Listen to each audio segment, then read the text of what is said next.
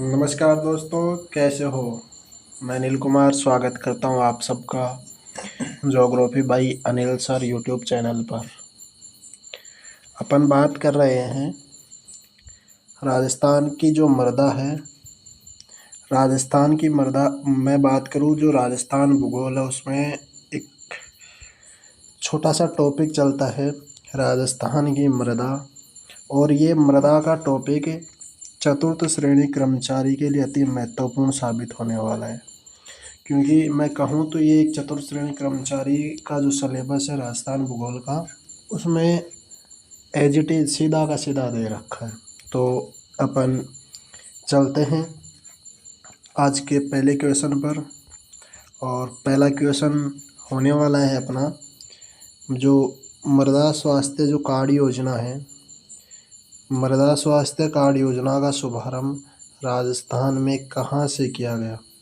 तो ये जो मृदा स्वास्थ्य कार्ड योजना है, इसका आपको आंसर देना है इसकी शुरुआत कहाँ से की गई। तो इसकी शुरुआत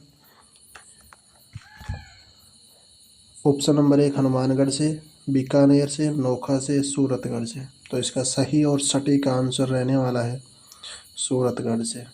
कहाँ से? सूरतगढ़ से। बढ़ते हैं अगले क्वेश्चन पे। अपना अगला क्वेश्चन है, मृदा का वैज्ञानिक अध्ययन को क्या कहते हैं। मृदा के वैज्ञानिक अध्ययन को क्या कहते हैं। अब अपन इससे पहले मृदा कहते किसे, मृदा है क्या। मृदा जो भूप्रपटी है पृथ्वी की, जो भूप्रपटी है, भूप्रपटी पर या इस भूप्रपटी को मैं कहूँ क्रस्ट पर पाए जाने वाले, भूप्रपटी या क्रस्ट पर पाए जाने वाले जो असंगठित कण होते हैं, असंगठित जो कण होते हैं, असंगठित कणों को क्या कहते हैं, मृदा कहते हैं। असंगठित कणों को क्या कहते हैं, मृदा कहते हैं। अब मृदा जो होती है ऊपरी सतह में पाई जाती है, जो पृथ्वी है या जो पृथ्वी की ऊपरी सतह में असंगठित जब कण हो जाते हैं, टूट जाते हैं, या जो असंगठित कणों का निर्माण कैसे होता है, या तो मैं कहूँ जो चट्टानी होती है या टूट फूट हो जाए, या फिर कोई जलवायु परिवर्तन हो जाए, या फिर कोई वनस्पति या अन्य जैविक प्रभावों से इसका क्या हो जाता है, निर्माण हो जाता है। अब इससे थोड़ा सा अपन आगे बढ़ते हैं कि जो मृदा है, ये जो मृदा है, ये मृदा शब्द की जो उत्पत्ति है, ये उत्पत्ति लैटिन भाषा के सोलम शब्द से इस मृदा का क्या हुआ है, निर्माण हुआ है। मैं कहूँ इसमें पहला क्वेश्चन ये होता है कि जो मृदा है कौन सी भाषा का शब्द है, मृदा कौन सी भाषा का शब्द है। तो मृदा एक लैटिन भाषा का शब्द है। और ये जो लैटिन भाषा के कौन से शब्द से बना है, तो ये लैटिन भाषा के सोलम शब्द से बना है। इस सोलम का अर्थ होता है क्या, फर्श। सोलम का अर्थ होता है क्या, फर्श। अब जो अपन मृदा का जो वैज्ञानिक अध्ययन है, मृदा का जो वैज्ञानिक अध्ययन अपन जिसमें करते हैं, उस मृदा के वैज्ञानिक अध्ययन को अपन कह देते हैं पेडालॉजी। मृदा का जो वैज्ञानिक अध्ययन होता है उसको कहते हैं पेडालॉजी। मृदा के वैज्ञानिक अध्ययन मृदा के वैज्ञानिक अध्ययन को क्या कहा जाता है, पेडालॉजी कहा जाता है। और जो मृदा निर्माण की जो प्रक्रिया है, मृदा निर्माण की जो प्रक्रिया होती है, उस मृदा निर्माण की प्रक्रिया को कहा जाता है पेडोजिनेसिस। मृदा निर्माण की प्रक्रिया को कहा जाता है पेडोजिनेसिस। तो पिछला अपना जो प्रश्न था उसका आंसर भी अपने को मिल गया कि जो मृदा होती है, मृदा का वैज्ञानिक अध्ययन क्या कहलाता है, पेडालॉजी। और अपना ये आंसर जो था, अपना आंसर था कि मृदा का वैज्ञानिक अध्ययन को क्या कहते हैं, मृदा के वैज्ञानिक अध्ययन को क्या कहते हैं, मृदा का जो वैज्ञानिक अध्ययन है उसको कहते हैं पेडालॉजी। तो सही और सटीक आंसर इसका क्या होने वाला है, option number A is the correct answer. चलते हैं अगले क्वेश्चन पे। तो अपना अगला क्वेश्चन है जिप्सीफेरस मृदा का संबंध है। जिप्सीफेरस मृदा का संबंध है। तो अब ये जिप्सीफेरस मृदा का संबंध कौन से जिले से? बाड़मेर से है, बीकानेर से, कोटा से और श्रीगंगानगर से। तो इसका सही और सटीक आंसर आपको देना है। तो इसका जो सही आंसर है रहने वाला है वो है जिप्सीफेरस मृदा पाई जाती है बीकानेर में। जिप्सीफेरस मृदा कहाँ पाई जाती है? बीकानेर में। चलते हैं अगले क्वेश्चन पे। अपना अगला क्वेश्चन है, वैज्ञानिक वर्गीकरण के आधार पर कितने प्रकार की मृदा पाई जाती है? वैज्ञानिक वर्गीकरण के आधार पर कितने प्रकार की मृदा पाई जाती है? 5 प्रकार की, 8 प्रकार की, 11 प्रकार की, 7 प्रकार की।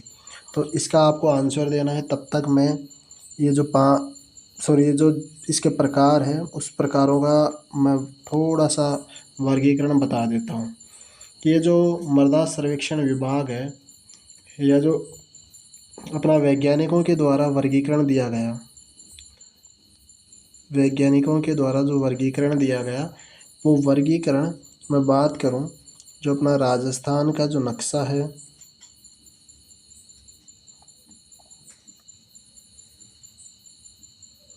इस राजस्थान के नक्शे में अगर अपन बात करते हैं तो इस राजस्थान के नक्शे का जो ये वाला हिस्सा है, ये वाला हिस्सा इतना था, तो इसमें पाई जाती है मृदा एंटीसोल। जो एंटीसोल है वो पश्चिमी राजस्थान में पाई जाती है। और जो एंटीसोल मृदा है उस एंटीसोल मृदा को रेतीली मृदा भी या रेतीली बलुई मृदा भी कह दिया जाता है। रेतीली या बलुई मृदा भी इसको कह दिया जाता है। और अपन जब बात करते हैं तो इस मृदा के जो उप मृदाकण भी पाए जाते हैं। एंटीसोल जो मृदा है उस मृदा के उप मृदा के क्या पाए जाते हैं? कण। तो अब जो उप मृदा के कण पाए जाते हैं उस उप मृदा के कणों को कहा जाता है सामेंट्स और कहा जाता है फ्लूवेंट्स। सामेंट्स और फ्लूवेंट्स क्या कहा जाता है? सामेंट्स और फ्लूवेंट्स। तो ये पहला प्रकार था एंटीसोल। और अब दूसरा प्रकार की जब अपन बात करते हैं, दूसरे प्रकार की अपन जब देखो इसी नक्शे में अपन बात करें, या अगला नक्शा देखते हैं कि इस जो मृदा का दूसरी मृदा का विस्तार था, एक मृदा का विस्तार यहाँ तक था और जो दूसरी मृदा का विस्तार है वो जो ये वाला राजस्थान है इसके यहाँ में, मतलब इस मृदा का नाम दिया जाता है एरिडीसोल। इस मृदा का नाम दिया जाता है एरिडीसोल। एरिडीसोल मृदा को कह दिया जाता है शुष्क मृदा। एरिडीसोल या शुष्क मृदा जो इसमें है ना, इसकी मुख्य विशेषता है इसमें जैविक तत्वों का क्या पाया जाता है? अभाव। जैविक तत्वों का इसमें क्या होता है? अभाव होता है। इसमें जल धारण की क्षमता क्या होती है? कम होती है। जो जल धारण की क्या होती है? क्षमता क्या होती है? इसमें कम होती है।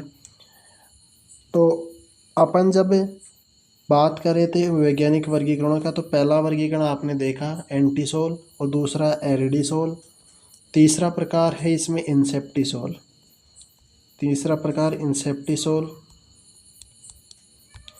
और जो चौथा प्रकार अपन बात करते हैं एल्फिसोल। और लास्ट वर्गीकरण जिसको वर्टिसोल। तो अब जो ये वाली जो मृदा है वह इंसेप्टिसोल का विस्तार अरावली पर्वतीय प्रदेश में है। अरावली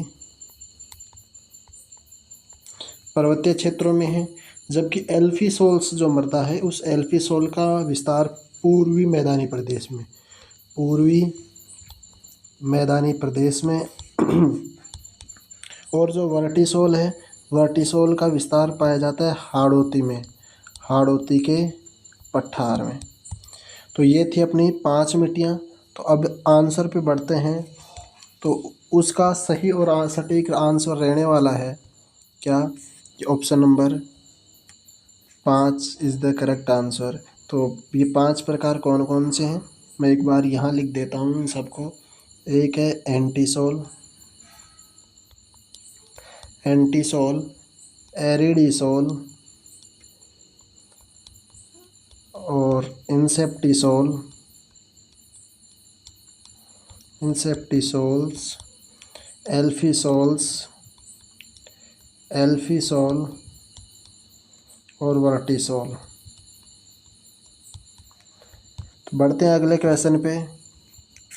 अपना अगला क्वेश्चन है, राजस्थान में निम्न में से किन जिलों में लाल लोमी मिट्टी पाई जाती है, लाल लोमी मिट्टी पाई जाती है। तो इसका आपको आंसर देना है कि कौन कौन से जिलों में लाल लोमी मिट्टी पाई जाती है। बारां और कोटा में, भीलवाड़ा और अजमेर में, उदयपुर और डूंगरपुर में, जयपुर और दौसा में। तो इसका आपको आंसर देना है कि कौन कौन से ज़िलों में यह मिट्टी पाई जाती है। तो यह मिट्टी पाई जाती है आपके उदयपुर और डूंगरपुर में। इस मृदा का क्या है, विस्तार है।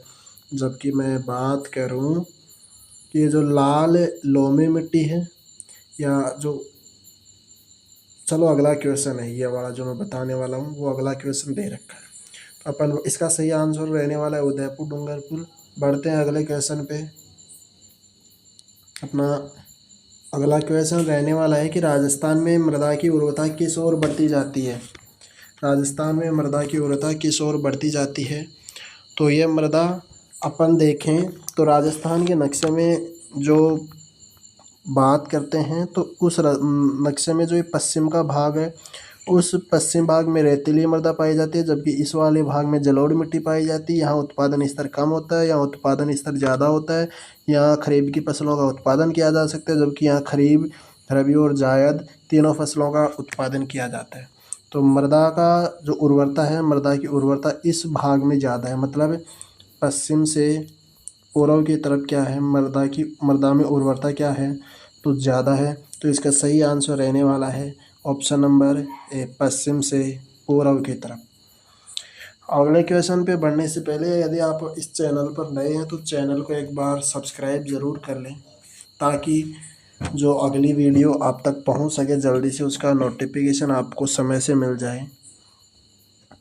अब ये जो प्रश्न है, ये लाल मिर्च की जगह लाल पीली मिट्टी का विस्तार या लाल पीली मिट्टी वाला ज़िला कौन सा है।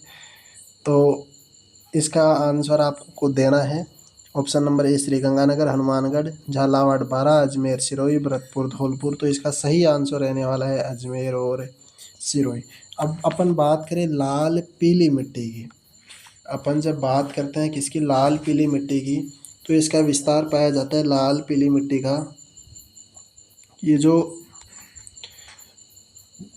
अजमेर में, सिरोही में, सवाई माधोपुर में, और जो भीलवाड़ा है उसका पश्चिमी भीलवाड़ा में। भीलवाड़ा का क्या है, पश्चिमी भीलवाड़ा में। अब इसको लाल पीली क्यों कहा जाता है, क्योंकि इसमें लोहांश की मात्रा अधिक होती है। लोहांश की क्या होती है, मात्रा अधिक होती है।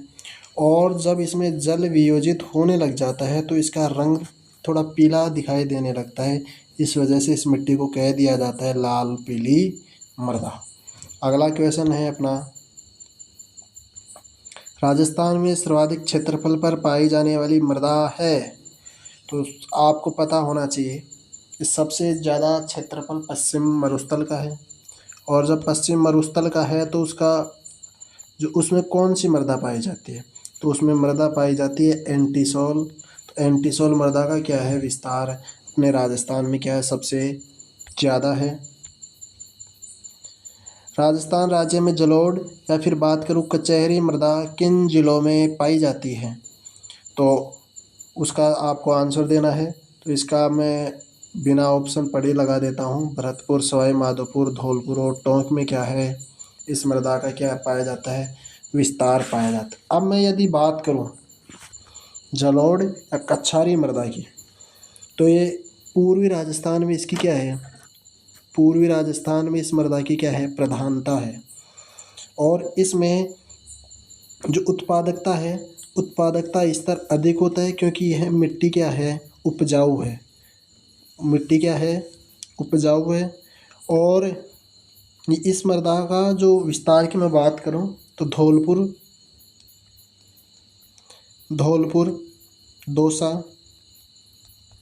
दौसा, जयपुर, भरतपुर, सवाई माधोपुर, टोंक में इनका क्या है, विस्तार है। तो सही आंसर बी। चलते हैं अगले क्वेश्चन पे।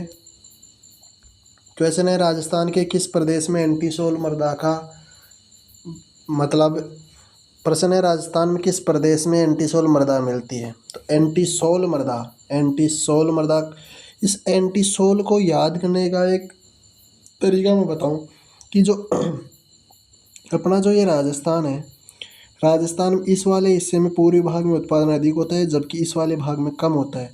तो जिस भाग में ज़्यादा उत्पादन हो रहा है उसकी तुलना में यहाँ एंटी है, एंटी होने के तुलना में क्या है, इसका जो भाग है वो तो सर्वाधिक है ही, लेकिन एंटीसोल जो मृदा है वो पश्चिमी राजस्थान में पाई जाती है। और इस मृदा में उत्पादकता स्तर क्या होता है, उत्पादन क्या होता है, कम होता है। और जो उत्पादन होता है तो वो खरीफ की फसलों का ही क्या किया जाता है, उत्पादन। अब खरीफ का क्यों, क्योंकि यहाँ बरसात की मात्रा क्या होती है, निम्न होती है। और निम्न कितनी होती है, 20 सेंटीमीटर औसत होती है, 20 सेंटीमीटर क्या होती है, औसत होती है।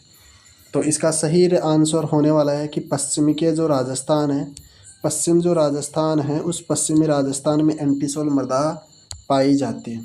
चलते हैं अगले क्वेश्चन पे। राजस्थान की सर्वाधिक उपजाऊ मिट्टी कौन सी है, लाल मिट्टी, रेतीली मिट्टी, जलोढ़ मिट्टी, लाल पीली मिट्टी। तो अब इसका सही आंसर रहने वाला है जो जलोढ़ मिट्टी है। जलोढ़ मिट्टी क्या है, सबसे ज़्यादा उपजाऊ है, जो पूर्वी राजस्थान में हमें देखने को मिलती है। और ये पूर्वी राजस्थान में होने के साथ साथ इस मृदा में ह्यूमस, चूना और फास्फोरस अम्लों की क्या होती है, कमी पाई जाती है। बढ़ते हैं अगले क्वेश्चन पे। राजस्थान के निम्न में से किस जिले में अवनालिका प्रदन की समस्या मुख्यतः होती है। अब अवनालिका प्रदन का मतलब कि अवनालिका प्रदन करती है चंबल नदी। और अब चंबल नदी का अपवाह क्षेत्र का जिला कौन सा इसमें, तो इसमें चंबल नदी का अपवाह क्षेत्र वाला जिला है कोटा। और कोटा में ही क्या है, अवनालिका प्रदन सर्वाधिक देखने को मिलता है। जबकि एक नाली नस्ल की भेड़ होती है और एक नाली जो घग्गर नदी है, घग्गर नदी का जो पाठ होता है उस पाठ को गंगानगर हनुमानगढ़ क्षेत्र में भी क्या बोला जाता है, नाली। बढ़ते हैं अगले क्वेश्चन पे। मिट्टी की लवणता में क्षारीयता को कम करने के लिए निम्न में से किसका उपयोग किया जाता है। तो इसका तो आंसर रहने वाला है जिप्सम का। किसका उपयोग किया जाता है, जिप्सम का। बढ़ते हैं, चलो आज जो अपने प्रश्न थे आने वाले एग्ज़ाम्स के लिए, आने वाली प्रतियोगी परीक्षाओं के लिए महत्वपूर्ण सिद्ध होने वाले होंगे। क्या होंगे, महत्वपूर्ण। तो आप इन जो ये 15 क्वेश्चन मैंने आपको दिए हैं उनको थोड़ा सा देख लेना, ताकि मिट्टी से संबंधित कुछ एक प्रश्न तो आपके क्लियर हो जाएं और आने वाली परीक्षाओं में आप इनको सही से कर सको। और मिलते हैं अगली ऐसी ही एक और वीडियो में जो आपके लिए रहने वाली है, महत्वपूर्ण और कारगर सिद्ध होने वाली है। तो आज के लिए थैंक्स। मिलते हैं, टाटा बाय बाय, जय हिंद, जय जवान।